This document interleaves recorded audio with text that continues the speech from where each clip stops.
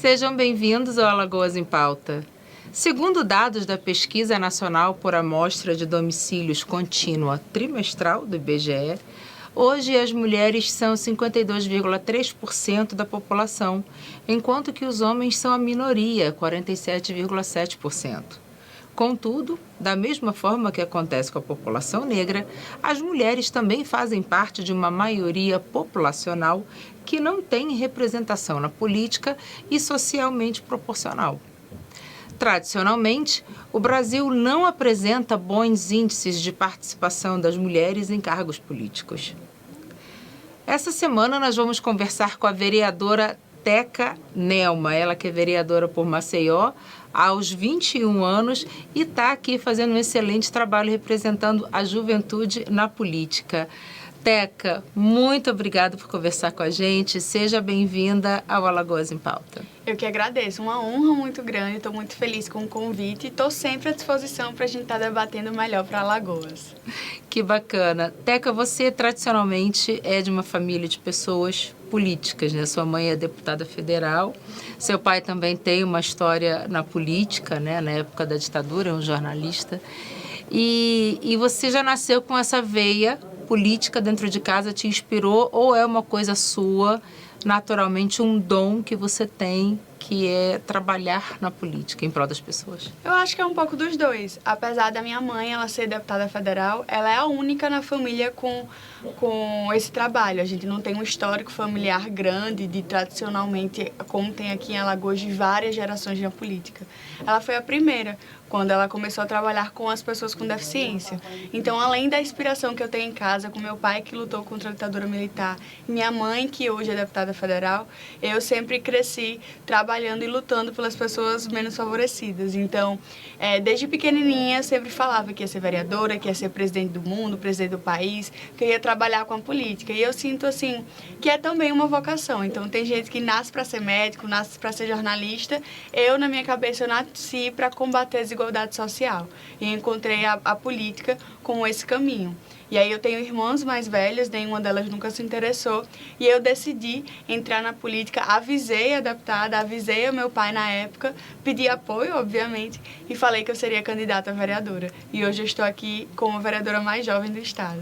Gente, isso é tão representativo, né? A gente fala muito de mudança na política, de oxigenação e tudo, mas a gente também não vê um engajamento dos jovens, né? Trazendo os jovens para a política. O que você acha que falta aos jovens para que eles se engajem mais na política? É uma falta de esperança? É uma falta de vontade mesmo, ou de preparo? O que você, como jovem, vê, né, junto aos seus pares? Como isso funciona? Então, isso é uma dificuldade real. Quando eu fui candidata 2 anos atrás, quando eu ia conversar exclusivamente com a juventude, muitos deles falavam: ainda não sou obrigada a votar, depois eu voto, isso não vai mudar a minha vida. E eu acho isso que parte de um senso comum geral da sociedade, que entende a política só a cada 4 anos, aquela eleição que não tem nada a ver comigo. Não que a política ela é todo dia, a política está no nosso vestimenta, na nossa alimentação, do que a gente faz e do que a gente deixa de fazer. E aí a gente tenta conscientizar a juventude que sim, o voto faz diferença. Ele muda a qualidade da sua escola, ele muda a qualidade da creche do seu irmão, ele muda o trabalho da sua mãe, ou se vai ter algum tipo de auxílio emergencial durante um tempo mais difícil no país. Então a gente mostra que a política ela não é feita a cada 4 anos. A política é feita todos os dias, a todos os momentos. E aí, por isso, a gente faz alguns trabalhos no gabinete também para tentar aproximar essa juventude. Além de palestras e encontros, eu faço a seleção pública de estagiários. Então, uma vez por ano eu abro a seleção para uma pessoa vir trabalhar comigo, remunerado, e podendo ser estendido por mais 6 meses e até ser efetivado na equipe. E também o vereador por um dia, que foi uma forma de trazer a galera que ainda está na escola para entender o que de fato faz um vereador, que eu acho que é uma pergunta que muita gente ainda tem, não entende qual é o trabalho, mas que a gente tem muita responsabilidade na construção de políticas públicas. Ah, não tenha dúvida, não tenha dúvida. Assim, eu acho que isso é parte de uma falta de educação cívica nas escolas, de consciência mesmo do nosso papel como cidadão. Não, mas é difícil até para os vereadores compreenderem até onde a gente pode ir, o que é que a gente deve fazer. Então, assim, não é algo fácil e compreensível para todos. A gente tenta desmistificar, na verdade, mostrando que é mais simples do que parece, mas precisa se aproximar e entender que tudo que a gente faz é política. Eu acho que isso, às vezes, é algo que não passa pela cabeça de todos. Quando eu vou conversar com a juventude, eu pergunto assim, eu uso rosa, eu sempre uso rosa, minha marca registrada. E aí eu pergunto, mas isso tem a ver com política? E a maioria, não tem nada a ver, você só gosta. Eu disse, não, tem a ver sim com política, é um posicionamento político uma mulher usar rosa hoje em dia. Sim. Então é algo que a gente tenta conscientizar e aproximar cada vez mais, e que todas as eleições elas estão interligadas. É importante a gente votar do vereador ao presidente da República, pesquisando quem são os candidatos, se você se identifica com as propostas e ideologias também. Então, eu sempre falo que a gente precisa estudar e acompanhar depois para cobrar todas as promessas. Não tenha dúvida. E como eu te falei, né? Eu acho que falta mesmo levar essa informação com mais clareza para as pessoas. Por isso que eu quis trazer você aqui para servir de inspiração e de exemplo para quem tem essa vontade de mudar o mundo, de mudar pelo menos a comunidade em que vive. Se você tem essa vontade, tem essa percepção, né, e um senso de liderança, de que, poxa, se eu tiver acesso a algum tipo de política, a forma como fazer política, me candidatar para mudar isso aqui, por que eu não vou fazer isso? E né? Mostrar também que você não precisa estar eleito para trabalhar com política e para tentar melhorar a vida das pessoas. Se você está na escola, tem o Grêmio Estudantil. Está na universidade, tem o centro acadêmico, tem o movimento estudantil através do DCE também. Se você está na sua comunidade, procura se tem uma associação de bairro. Se você não tem uma associação, que tal a gente criar? Ou procurar um partido que se identifique, fazer uma militância. Você não precisa estar dentro dessa política partidária institucional para mudar a realidade. Procura uma ONG do bairro que você acha que faz um trabalho legal. A gente consegue fazer esse trabalho inicialmente de formiguinha mesmo, que ele é muito efetivo. E a gente vai crescendo aos poucos. É verdade. O trabalho de formiguinha, ele sozinho já faz uma diferença. Sim. Você imagina vários trabalhos de formiguinha juntos. A gente consegue mudar uma sociedade, consegue mudar uma realidade. E é como você falou mesmo, assim, o início da vida política não é se candidatando, se filiando a algum partido. É você trabalhar mesmo em prol da sua comunidade, fazendo parte desses grêmios, de associações, de ONGs, e ter essa percepção, essa visão macro dos problemas que nos rodeiam, né? Rodeiam a todos nós. E você milita também na causa animal, né, Teca? Isso é uma coisa tão importante, porque é uma questão de saúde pública também. As pessoas não entendem isso. É verdade. Acham que, é porque você está com pena do cachorrinho, você está com pena do gatinho. Também, porque ninguém merece sofrer, nem bicho, nem gente. Mas principalmente porque é uma questão de saúde pública, né? Explica isso pra gente. Isso mesmo. Eu sou vegetariana desde os meus 15 anos. Então, assim, pra mim, lutar pelos animais, além de ser uma causa pessoal, é uma questão de utilidade pública, né? E quando eu entrei para a vereância, a gente tinha aqui em Maceió apenas 3 leis que citavam a palavra animal, mas não tinha nenhuma comissão temática para a gente analisar se era ou não interesse público, se era necessário, se era uma questão de prioridade. E aí a gente começou a fazer um trabalho na Câmara de Vereadores, primeiro de criar uma legislação para defender esses animais. A defesa dos animais e a luta contra maus-tratos, infelizmente, ela é muito recente aqui no país. Tem menos de 2 anos que foi tipificado maus-tratos como um crime aqui nesse país. E no Brasil a gente tem ainda muita comercialização dos animais. Então os animais são muito vistos como coisas, como uma ação de compra e venda, não como ser senciente. E além de tudo isso, um animal errante é aquele animal que não tem dono, que está na rua. Ele pode passar um cachorro até 56 doenças zoonóticas para o ser humano. Doenças que algumas são fáceis de tratar e outras que podem evoluir para casos muito graves. E aí, quando a gente tem, por exemplo, uma cidade que tem um saneamento básico que não é de boa qualidade, quando a gente tem periferias que tem porco, galinha, tem gato, cachorro, criança brincando ao meio do esgoto, como a gente vê a realidade de Sururu de Capote, como que a gente vai fazer para cuidar do ser humano e também cuidar desse animal? E aí a gente trata da saúde pública como saúde única, que cuidar dos animais a gente está barateando até o custo do SUS. Então não é um gasto público, uma dívida que está sendo criada, é um investimento na saúde do ser humano. Então a gente pode evitar doenças que são muito fáceis de tratar, que já foram erradicadas em várias partes do mundo, com simples tratamentos como vacinação, como castração, como atendimento veterinário gratuito. E é isso que a gente tenta fazer, institucionalizar isso como política pública. Não que dependa apenas de ONGs, de protetores independentes, de pessoas que amam e que lutam todos os dias, mas que seja também responsabilidade da prefeitura da cidade, que hoje, segundo nossa Constituição, a responsabilidade dos animais errantes das cidades são das prefeituras. E a gente quer que a Prefeitura de Maceió assuma esse papel.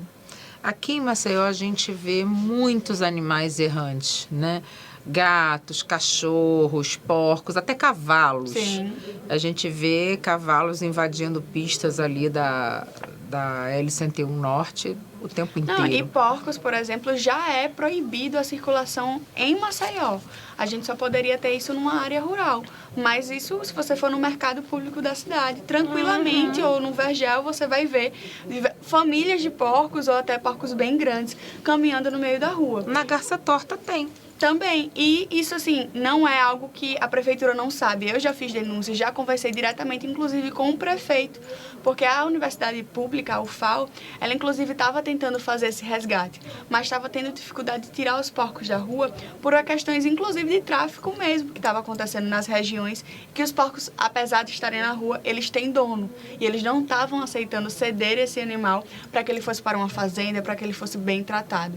E a gente, enfim, até pediu ajuda. Estamos tentando resolver essas questões. Os cavalos também, apesar de pouca gente sabe, existem vias públicas em Maceió que são proibidas de circulação. Seriam apenas nas avenidas principais que estariam proibidos, mas isso não é levado. Não. Tem outra questão também que são os potros. Os potros, eles não podem ser utilizados como carroça porque eles morrem rapidamente. São aqueles animais mais jovens. Sim. Também não é levado em consideração. Não, porque eu acho que falta fiscalização.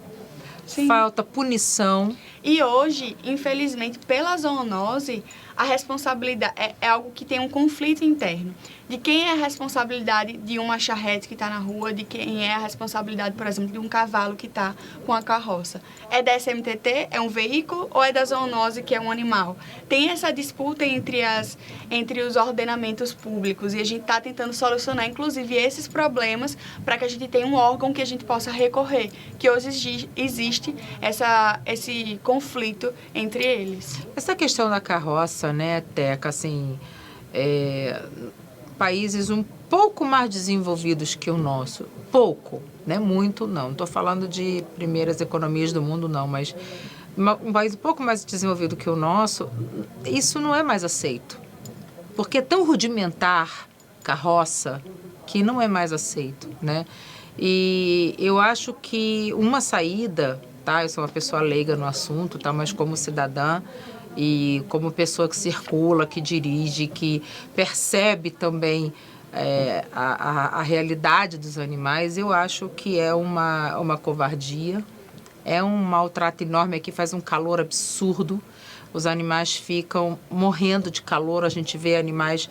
desmaiando no meio da rua, que não aguentam de calor, de cansaço. Quer dizer, em 2022, você ainda utilizar animais como meio de transporte, né, para carregar carroça, etc. É tão rudimentar, isso já deveria ter sido extinto há muitos anos. Não deveria ser mais tolerado, e, no entanto, é. A gente vê muito. Isso. A gente tem outra questão que é, assim, a gente não pode esquecer que anda conjunto, que é a desigualdade social. Quem são as pessoas que estão na carroça? Eu questiono muito que se há uma escolha. Provavelmente não. O animal, ele se torna um único meio de locomoção e um único meio que tem até de gerar renda para essa família de carroceiros. Mas será, Teca? Assim, então, eu acho que a partir do momento que você não tem essa opção, a gente sempre tem a criatividade de utilizar outras Mas coisas. o que é que eu acho? Que a prefeitura precisa assumir essa responsabilidade. A gente Sim. vai proibir as carroças. Enfim, até como vegetariana, sou super favorável. Sim. Mas o que é que a gente vai dar de contrapartida para que essa família tenha algum meio de subsistência? A gente vai voltar o antigo carroceiro legal, que era um acompanhamento que tinha da prefeitura, junto com a UFAL, para ver se o animal estava em bons tratos, tinha veterinário gratuito, se o carroceiro levasse o animal para o veterinário, tivesse um acompanhamento. Não sobrecarregasse, né? Isso, ganhava cesta básica, ganhava assistência, ou até sobre empreendedorismo. O que é que a gente vai fazer em contrapartida para essa família?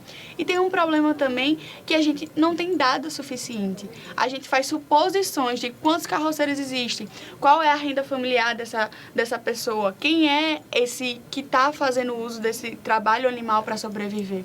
A gente não tem, Marcelo. Tudo é base de suposições. A prefeitura tem muito trabalho pela frente. Muito trabalho pela frente.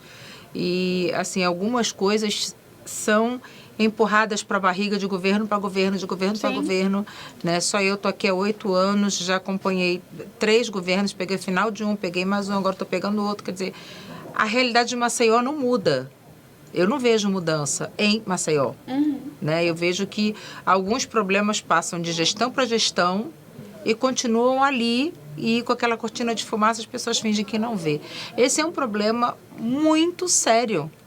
É um problema importante. Você vê que impacta na vida das pessoas, dessas pessoas que são carroceiras, utilizam para subsistência, que afeta o trânsito, causa acidentes, sobrecarrega o animal. Você vê que é um problema que tem várias reverberações. E também de saúde pública. E porque saúde tem pública. Doenças de cavalo que podem passar para o ser humano. Não tenha dúvida, e causa acidentes. Sim. Não é, prejudica o andamento do trânsito, causa acidentes, é o animal que fica doente, é o próprio carroceiro que, por conta de um animal doente, ele também não consegue fazer a quantidade de viagens que ele poderia fazer, utilizando o mesmo animal que não tem saúde.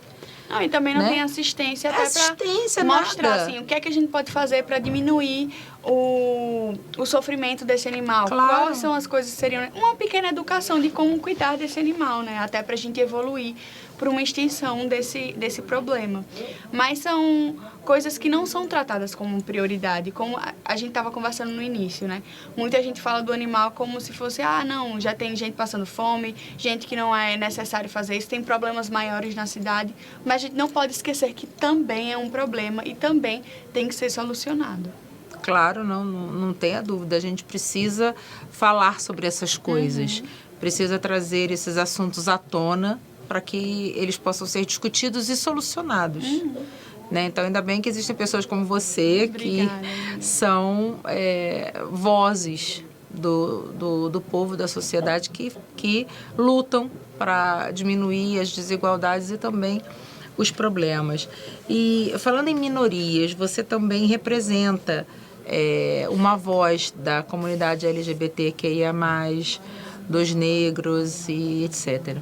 Como que você vê o trabalho hoje da prefeitura voltado para essa comunidade? Existem abrigos que recebem o gay, o homossexual, o negro que é discriminado, a mulher que sofre violência doméstica.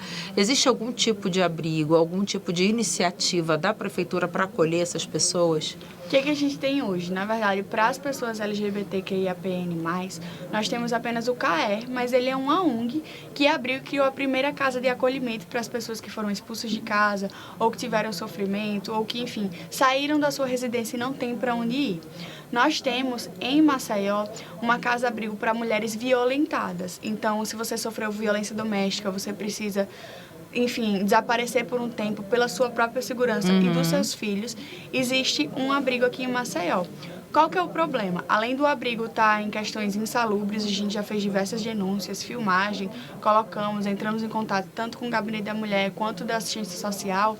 A gente tem um problema que no nosso estado tem pouquíssimas casas-abrigo. Então, acaba que a de Maceió, ela vai acolhendo também dos outros municípios. Isso é uma iniciativa que a prefeitura pode negar ou aceitar. E eu sei que a prefeitura aceita. E a gente tem também, para mim, assim, como que a gente pode avaliar o trabalho da prefeitura para as minorias sociais é avaliando a distribuição orçamentária da cidade. Então, se não tem investimento público para juventude, para mulheres, para as pessoas negras, para os animais e para LGBT, a gente não pode dizer que isso é uma prioridade para a prefeitura, apesar que no plano de governo, quando ele era candidato, o prefeito tinha essas minorias incluídas. Eu acho que para todo mundo é algo que é um pouquinho mais difícil, mas que todos podem fazer algum tipo de influência, até fazer a emenda cidadã, quer dizer, para onde você acha que deve ir o dinheiro da cidade. A votação anual e a votação a cada 4 anos da LOA, do PPA, que é o Plano Plurianual, que é a Lei Orçamentária Anual, ela é de extrema importância, porque ela vai mostrar realmente qual é a prioridade do município. E a gente tem disparidades enormes que a gente precisa da ajuda da população. Por exemplo, no PPA, no Plano Plurianual, foi destinado para a Secretaria de Juventude um total de R$12 mil. R$12.000 dividido por ano. O que é que você faz de política pública com R$12 mil para a juventude? Que isso, gente? Anos? Isso é uma piada, né? Uma vergonha. E para a comunicação da cidade, durante 4 anos, foram destinados mais de 70 milhões. Que maravilha! Então, assim, não quer dizer que eu não acho que tem que investir na comunicação, Lógico. mas olha a disparidade que tem para a juventude, para a secretaria e para a Secretaria de Comunicação. Então, são coisas que a gente precisa estar atento. Isso é muito bom da gente trazer, porque daqui a 2 anos a gente vai ter eleição novamente para a prefeitura, gente. Daqui a pouco. Aí você pega um prefeito que destina R$12 mil para cuidar das minorias e 70 milhões para ele impulsionar no TikTok. Quer dizer, então isso é uma coisa muito grave, isso é irresponsabilidade. O nome disso é irresponsabilidade. E a gente consegue alterar, por exemplo, eu propus emendas, o Dr. Valmir e outros vereadores proporam para fazer remanejamento financeiro. Tirar da comunicação, colocar para a juventude, tirar, colocar para a mulher.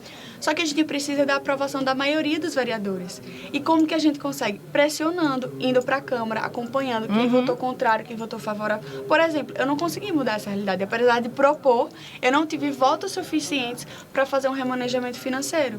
Então, a gente precisa estar atento também quem é que está lutando por isso. Como é que a gente vai na Câmara de Vereadores, acompanha, pergunta. Porque a votação orçamentária é o que vai dizer. Lá vai dizer, por exemplo, até quanto tem para asfaltar a rua, para fazer saneamento básico, para comprar de iluminação de LED, por exemplo, para colocar nos postes, para investimento na saúde, para construção de CAPs. Tudo isso está descrito no orçamento público da cidade. Por isso que eu falo que... Mas não é cumprido.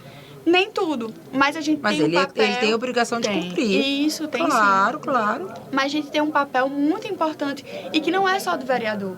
Porque a população consegue influir nisso. A gente tem audiências públicas, a gente tem a consulta pública, também através do site da própria prefeitura, você pode propor até remanejamento e dizer, olha, não precisa ser algo muito complexo. Olha, aqui na minha região, gostaria que asfaltasse a rua tal. Na minha região está faltando uma UPA. Eu acho que precisa construir escolas. Eu acho que aqui precisa trazer, revitalizar esse bairro. Então, por exemplo, iniciativas como essa são votadas por nós, vereadores. E é algo que qualquer um da população pode fazer.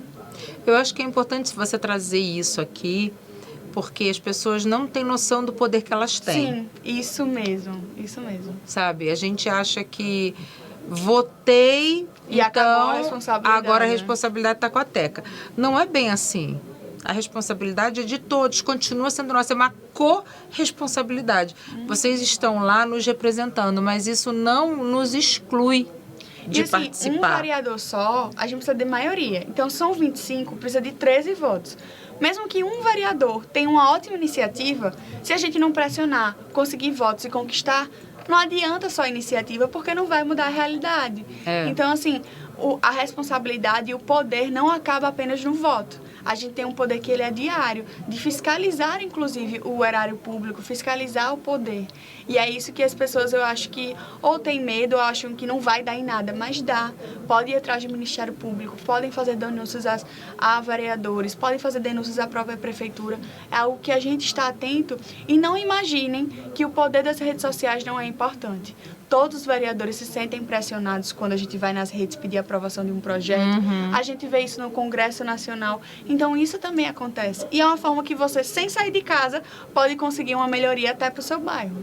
Com certeza. E eu até te faço um convite, sugiro aqui que você comece a visitar essas comunidades, as associações, os grêmios, enfim, como uma mulher jovem que tem uma representatividade para servir de inspiração e também levar esclarecimento para essas pessoas, que as pessoas não sabem. Não, sabe que não. podem ir lá na Câmara dos Vereadores participar de uma audiência pública. Quantas pessoas a gente pergunta na rua, você sabe onde é a Câmara dos Vereadores? Você sabe onde é que é a Assembleia? Poucos respondem. Ou se não, você já foi? Não, também não. Nunca, mal vota. Só vota porque é obrigado. O dia que tirar a obrigatoriedade do voto, ninguém vai votar. Se cair num domingo de sol, então, aí que ninguém vota mesmo.